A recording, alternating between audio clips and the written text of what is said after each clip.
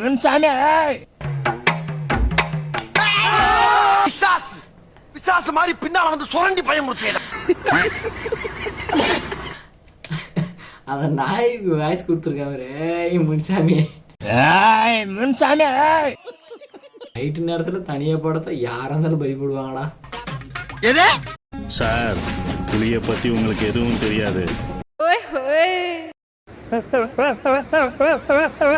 தல தோனி மாதிரி தளபதி பேர்லயும் ஒரு கிரிக்கெட் பிளேயர் இருக்காரு. அப்படியா? யார் அது? அனில் கும்ளேப்பா.